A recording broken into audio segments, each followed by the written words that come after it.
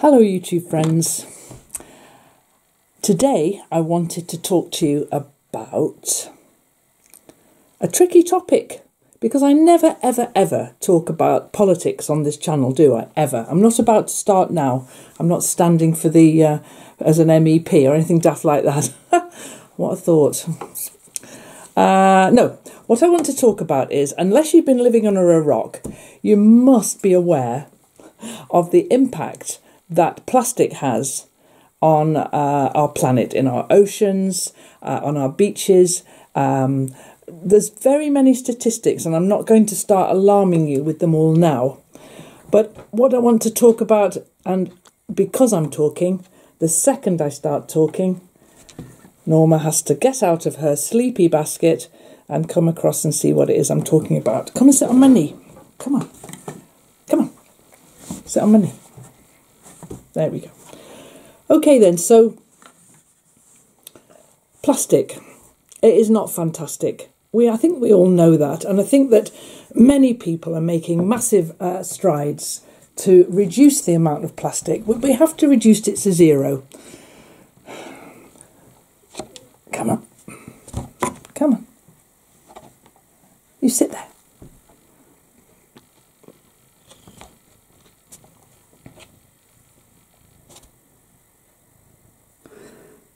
This is not going to work with Norma sitting there, because what I want to show you is underneath her. So I'll have to move you on. Come on. Okay. Some years ago, this is not a new problem. It's been a problem that's been building up, and there's lots of stuff on the social media and on the news and all over the place all about this now. Around the world, there's this amazing movement called Extinction Rebellion, which is warning politicians and the people who make the decisions, politicians, that unless we reverse some of these terrible decisions that have been made about the way the planet's run, animals will become extinct, climate will change, we won't be able to grow food anymore. You know, we're heading for Armageddon, and we are, unless we do something to reverse it. But I'm not going to talk about that in a preachy kind of way. Instead, we're going to make a positive response to that. Now, a number of years ago, I was involved in a knitting group in Hexham, and we did all sorts of things besides knit. We did some charity things as well. And one year, I was trying to find some pictures, but I can't even remember what year it was. It was such a long time ago. One year, all of us got together and we made canvas shopping bags. Bags out of old curtains, old duvet covers, whatever good strong fabric that we all had. We pulled it all, went to charity shops, bought it, and we made hundreds and hundreds of the bags I'm going to show you today. And then we went to the supermarket and stood by the door of the supermarket and gave them to people as they walked through the door. With a little leaf that I'd made all about how, you know, at the time supermarkets were giving out plastic bags left, right and centre. I think some more responsible people now, supermarkets, and have completely refused to give plastic bags. However, that doesn't mean that they aren't around. So we aimed then with that project to reduce people's use of plastic by giving them reusable shopping bags, and also by raising a bit of awareness. I don't know about you, but when I go to the supermarket, I never ever forget to take my purse, but I sometimes forget to take my reusable shopping bags. Because they're in the car, and oh blow, I've forgotten it again. Now though, I make a conscious effort to remember not just my purse, but also my shopping bags as well.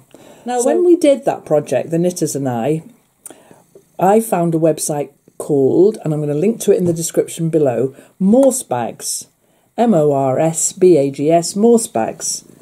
And they give a very simple pattern, also some statistics about the numbers of plastic bags that they've found in the ocean, and you know, how there's now more plastic in the ocean than fish, that kind of thing. It's a terrible thing when you think about it like that. Anyway, they gave the pattern for this very simple bag that I'm going to make with you now.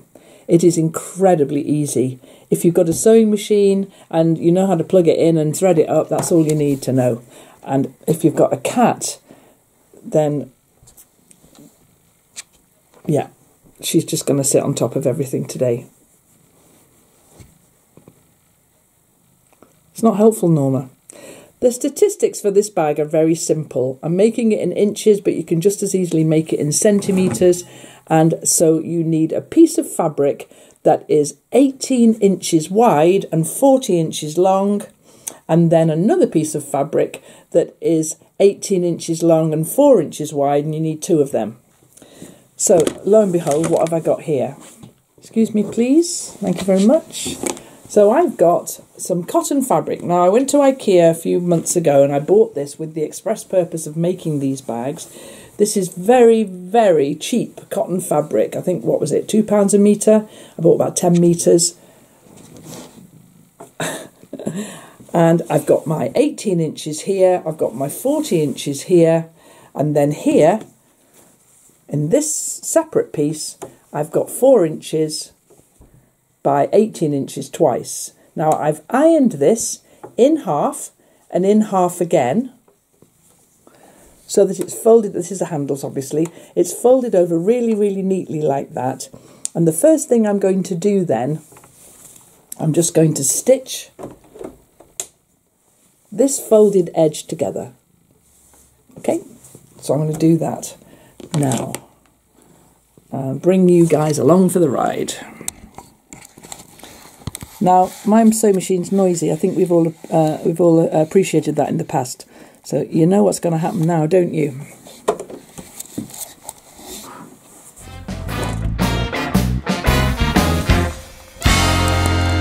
I've got all the handles in one piece. And because now I've sewn along one end, I'm using matching white thread. But because I like this to look nice, and I don't need to do this, but I'm going to top stitch the other side. So I'm just going to whip it round to this side here, and I think it just looks neat. I like the finish of it. It's not necessary to do it at all, but we're going to do it.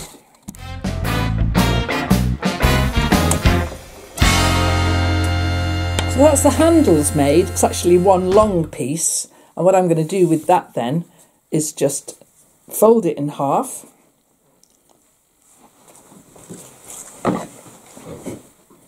And cut it in half, so I've got 2 handles. Now, at this point, this basic bag is very, very customizable.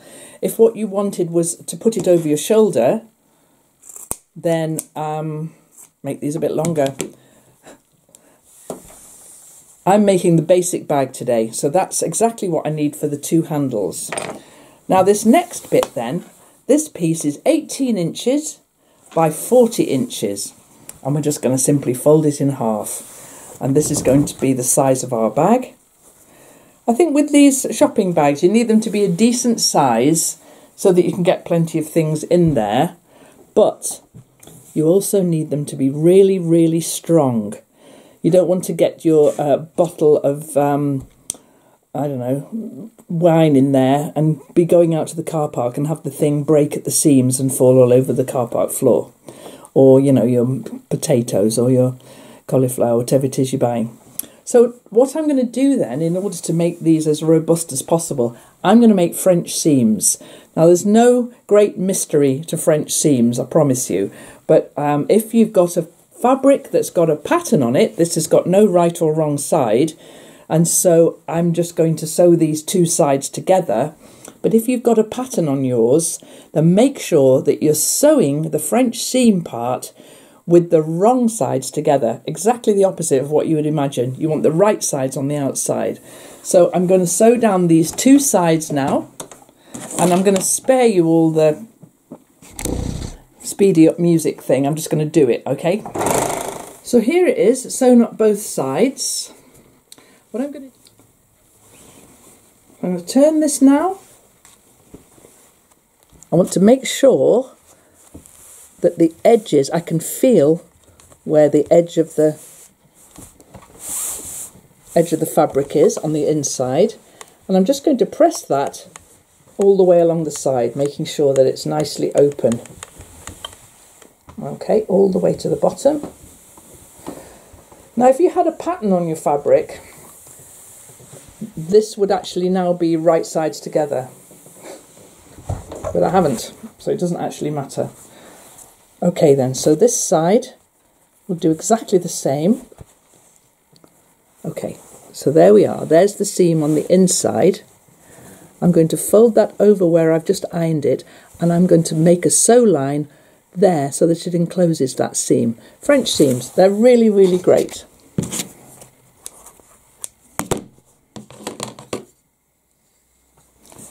So I'm feeling for that seam there.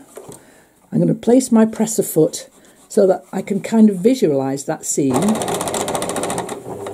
It's pressed really nice and flat, so I don't have to worry about that seam opening up.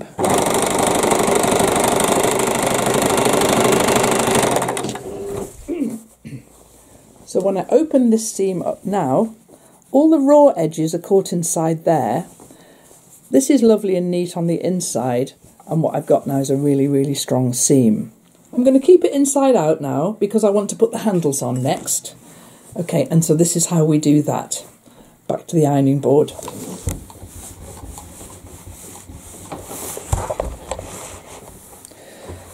Okay, so I've opened up the bag and put it onto the edge of my ironing board, and I should measure this because then you've got an instruction to go by. I'm going to fold this down by 1.5 inches.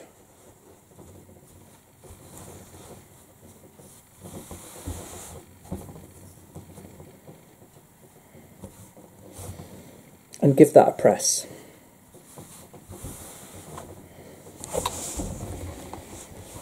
If you press this stuff before you sew it, it's just so much easier. I find pressing, I don't even need to pin sometimes, although there are going to be a couple of pins appearing in here soon.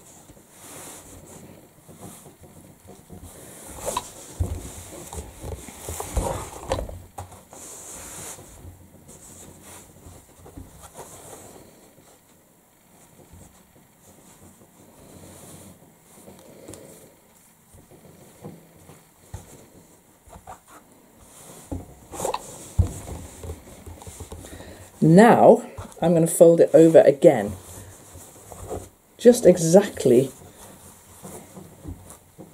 yeah, on that line there. Okay then, so now the top is ironed over and I've got my 2 handles. So I'm going to measure 16 inches is 8 inches there, and then maybe, how about 4 inches? Okay then, so I'm going to slide that end of the handle, and it's going to go right up to the top of the fold. That's why the fold's deep, because this handle has to have quite a lot of attachment to the bag. So I'm going to put that there, in that spot there. Put a little pin in there. And so that was, we take that one 4 inches there. And then there's one place where you can mess up and you could actually get the handle twisted. So you're not going to do that, are you? Just make sure your handle isn't twisted. Then put your guide, your back here, and I'm going to pop that right there on the edge of the inch there. And it's going to go right to the top of the fold. We're doing 2 things at once here. We are attaching the handles and neatening off the top. Okay, so we're going to pin the handle on the other side in exactly the same way. And actually, it's all coming back to me now. I've made thousands of these, so I remember the way I used to do it. If you turn this over and put the handle up like so, you can actually match it without needing a tape measure. So get this side in here and pin that, and one more pin this side here, line it up and pin that. Okay, so the next thing we're going to do then is stitch all the way round the bottom of the bag. Then we flip this up and stitch all the way around the top. Trust me, it'll work. This bit comes off like that, which means then it's much easier to get into this part of the bag. Now, I usually start this at the seam end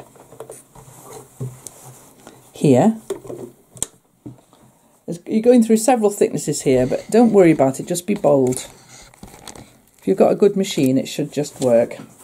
I always do it on the downhill as well for some reason. Now, so when you're going round like so, and you get to your first handle, take the pin out, and then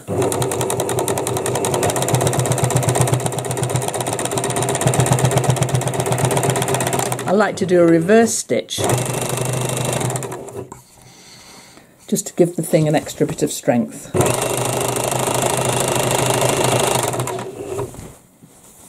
It's going to be carrying a lot of weight, this bag.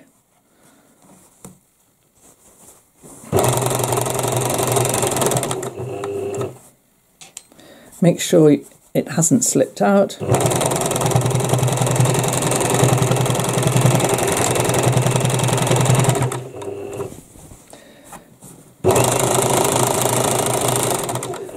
I'm coming up to the French seam now. I'm not worried, I'm just going to go for it. It's a good machine, this. It should just go through 1, 2, 3, 4, 5, 6, 7, 8 layers of fabric. Let's just run at it. Yeah, it always makes me a bit anxious, that part, but it's fine. Over we go. Now, we want the handles facing upwards, not facing downwards. So that's going to be the next thing we do. I'm going to take this out, trim off the edges like so. And then I'm just going to flip these handles up and sew round the top, which has the effect of giving the top a bit of top stitching, but also anchoring the handles in an upright position. Let's do that now. So the handle goes up. Don't pull it, just lay it nicely, like so. Now, over we go and back again. So that the handle is in the upright position, but really firmly.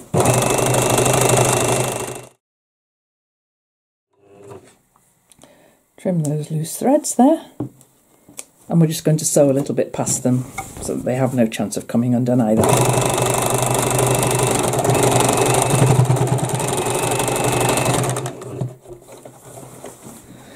And that's it. It's done.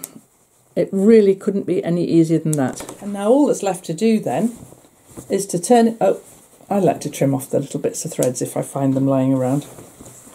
Is turn it inside out.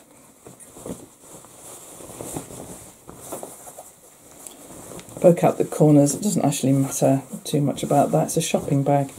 And there then is a really decent sized bag to take to the shops to get plenty of groceries and vegetables and whatever in there. Because of all this extra stitching on the handle here, it's going to be really secure. And because of the French seams, that will just extend its life by quite a long time. There it is, your eco shopping bag in the very simplest form. Now it's quite big. You can customise this in any way that you like. You can make funky handles, or you can sew some fabric on here. You can dye them.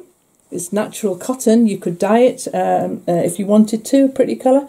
Or you can just have half a dozen of these in the back of your car, and every time you go shopping, you've got shopping bags. Now, I've made this one like this, but what I prefer to do is make them as a production line. So in fact, I'm going to use all of that fabric that I bought, and I'm going to make all of it into bags like this now. And this is a bit of a heads up for the patrons at that tier. This is the patron gift for June. Just to spoil the surprise, guys. So if you are signed up to that level of support on Patreon, thank you. You're going to get your shopping bag, but I'm going to customise them a little bit. They're not going to be just plain white like this. You're going to have a little bit more of a funky bag for your Patreon gift for June. Okay, guys, I hope you enjoyed that. I'm just going to put some music on now and sew loads of them.